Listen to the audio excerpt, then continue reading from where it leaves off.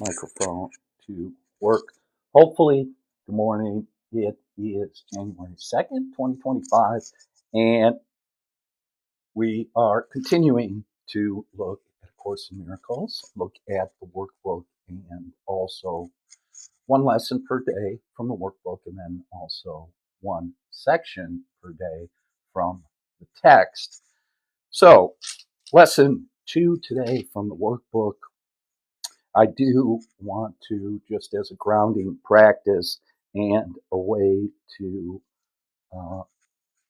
stay aware of what we are hoping to accomplish with the workbook to A Course in Miracles. So, the introduction to the workbook, I'm going to read paragraph 3 to keep us focused on the idea.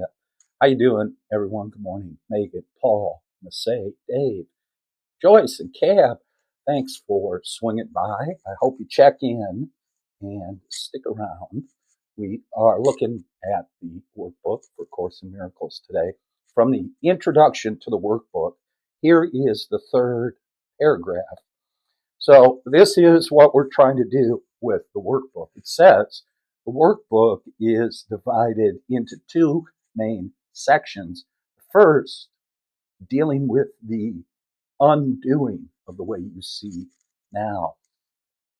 And the second, with the acquisition of true perception. So the workbook is divided into two main sections. First, since we are perceiving, since I am perceiving the world from the ego mind, the first portion of the exercises and the first portion of the mind training that I want to undergo is to help myself discover that incorrect perception, my perception of the world, and then to work on undoing the way I look at the world now. With the exception of the review periods, it says each day's exercises are planned around one central idea, which is stated first. This is followed by a description of the specific procedures by which the idea for the day is to be applied. So as we go through the workbook, there is a central idea that is stated at the top of the page, and then there is an explanation of the procedures which are to be followed through the application of the idea. The application of the idea, again, is to deal with the practice of undoing the way I perceive the world now. Okay? Next paragraph says the purpose of the workbook is to train your mind in a systemic way to a different perception of everyone and everything in the world. The exercises are planned to help you generalize the lessons so that you will understand that each one of them, each lesson for 365 days, is equally applicable to everyone and everything you see. So we started yesterday with lesson 1. Nothing I see in this room means anything. This table does not mean anything. This chair does not mean anything. This foot, this pen does not mean anything.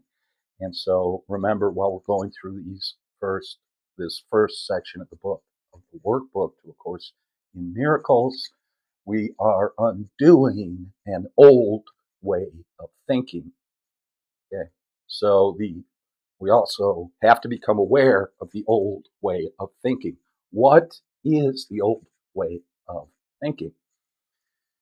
Okay, thanks for stopping by. John, Carrie, Brenda, come on into the room. Nice to see you. You guys can try it. Let's see if we can get a few likes up there, some hearts. tap the screen and see if you can give this content, this live, some love. I asked one of my friends to do that yesterday. I don't know if it worked. I don't know why it would or would not be working. But try to tap the screen and see if we can get some likes up there. It helps with the algorithm, and it helps. You know how it helps. Also, make sure to follow. Okay? I'd appreciate it. So, on to lesson 2. Lesson 2 says, I have given everything I see in this room, on this street, from this window, in this place, all the meaning that it has for me.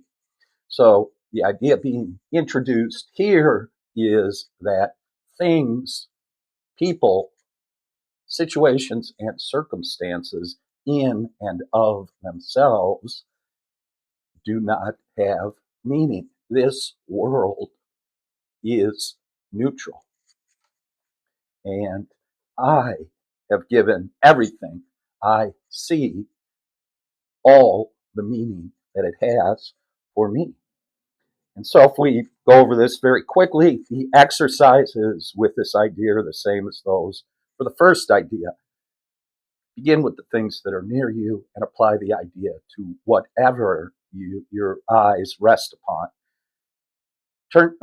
Then increase the range. Outward, turn your head so that you include whatever is on either side. The idea is to avoid selection, to avoid excluding some things, but simply to apply the idea to anything that you see. I have given that chair, that book, that shelf, all the meaning that it has for me.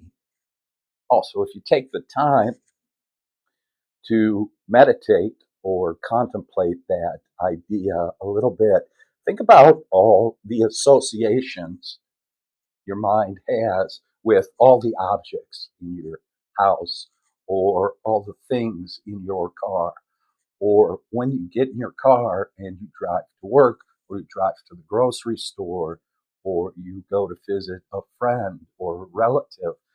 Think of all the ideas that are associated with that. And if you just take a few minutes to contemplate that, really look inside of yourself, you'll begin to see that this statement is true. Everything I see, everything I associate myself with, I have given it the meaning that it has.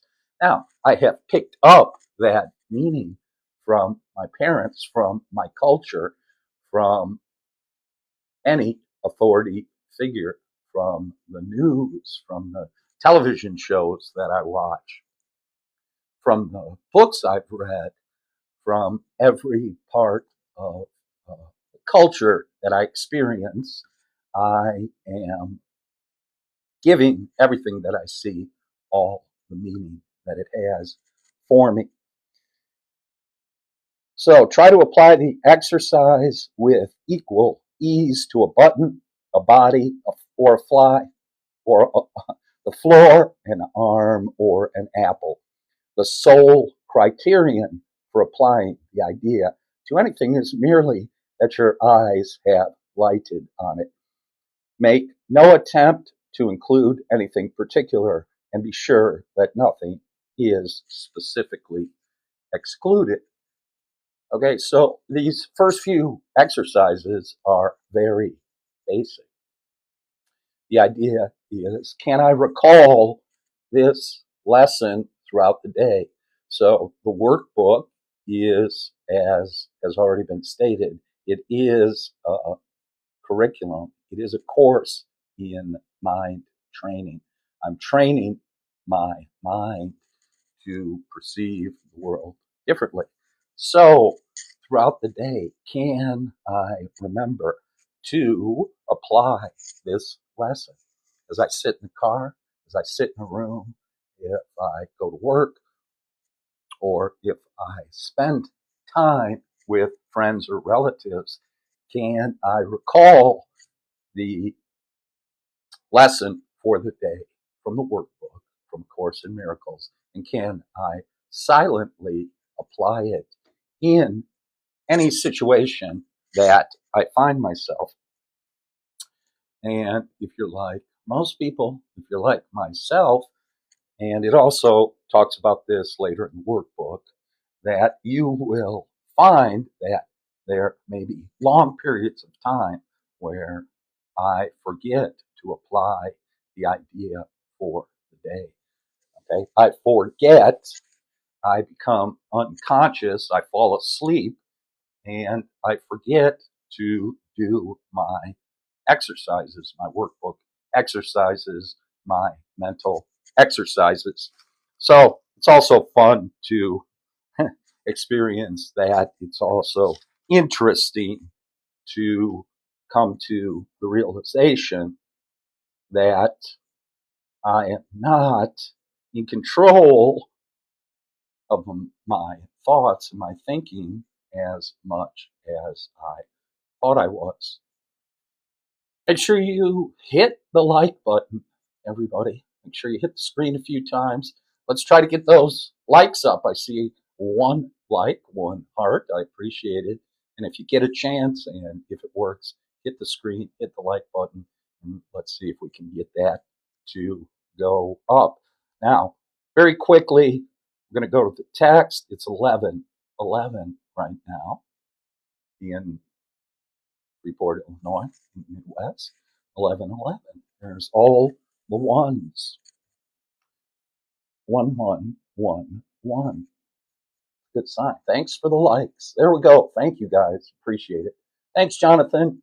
Good to see you. I guess you got some time off today. Glad you're here with us at the moment. And Jonathan is hitting the screen and sending us over 100 likes. Thanks, Jonathan. Good to see you. So we'll go to the text now and very quickly review the text, which is called today. This is chapter 1, section 2. Section 2 is called Revelation, Time, and Miracles. So, the first sentence, and of course, when you go through the Course in Miracles, it is packed with information, packed with deep thoughts, right? Jack Handy used to say that Saturday Night Live skit, right? With Al Franken, Jack Handy. Some of you may not have even been alive at that point, but the segment on Saturday Night Live was called Deep Thoughts with Jack Handy. And these are deep thoughts here in the Course in Miracles. The first sentence of chapter 1, section 2 says, revelation induces complete but temporary suspension of doubt and fear. Revelation reflects the original form of communication between God and his creations, involving the extremely personal sense of creation, sometimes sought in physical relationships. Physical closeness cannot achieve it. Miracles, however, are genuinely interpersonal and result in true closeness to others. Revelation unites you directly with God. Miracles unite you directly with your brother. Neither emanates from consciousness, but both are experienced there. That's a heavy statement right there, that consciousness is really a conduit. My thoughts are coming from God or a higher power or a higher source, from the Creator. And if we accept the premise or the axiom or the statement that the universe is mental, which is a hermetic principle, the universe is created from thought. The universe, the physical universe, is a condensation of thought. It is thought at a lower vibration. It seemingly becomes solid, of course, if we are aware of any of the ideas that are a part of quantum physics right now. Of course, we've started to find out that there is, in fact, that this is some sort of repulsion between the atoms, between the atoms and the molecules. My hands aren't really even touching. It's just that at the subatomic level, I'm told, they're repelling each other, and so it feels like a solid surface. Nonetheless, we will work from the premise that the universe is mental. Okay, that I am a thought in the mind of God. We are thoughts in the mind of God. That this universe is a dream or a simulation, if you will, but a dream in the mind of God, or a holodeck, if you want to use the Star Trek term. We're on some sort of a holodeck. Our consciousness has formed itself, has focused itself into this body, and is experiencing this system. Okay, and we're moving around in a construct, more or less. So, miracles unite you directly with your brother. Neither emanates from consciousness, but both are experienced there. Consciousness is the state that induces action, though it does not inspire it. You are free to believe what you choose and what you do believe. I'm sorry. You are free to believe what you choose, and what you do attests to what you believe. Okay? So, again, it's this section, section 2, is helping us to understand how the Course in Miracles defines the words revelation, time, and miracles. And here, miracles are being described as an interpersonal aspect. Miracles are shared between people. Miracles unite you directly with your brother. And yesterday, if we go back and look at section 1, which has the miracle principles, it's a good idea to unite those miracle principles with this idea that miracles unite me directly with my brother. Miracles are expressions of love. So any expression of love is a miracle. Any perception from love, or that contains love, or that sees love, is a miracle, according to this text. Revelation is intensely personal and cannot be meaningfully translated.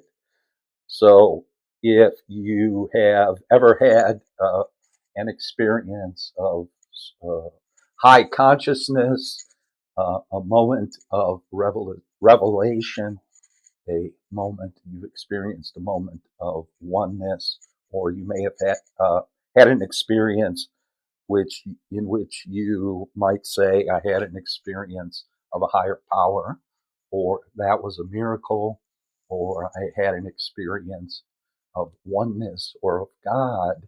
Of course, what you will find is that it is difficult to describe. It cannot be put into words. So often we're asked, how do you know God exists? Or how do you know there's a higher power? Or what is the proof? And there's sort of these philosophical arguments presented by the materialists, or people who are focused on the material world. And, part of the answer is, well, if you know, if you've experienced it, then you understand. And that's pretty much the essence of it. That's really as far as it can go.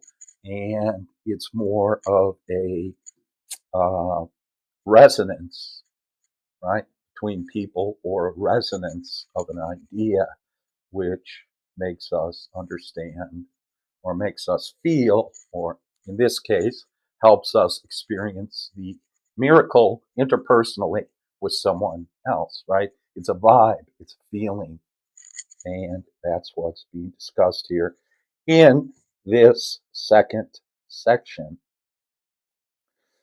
And paragraph 4 in section 2 starts to talk about time.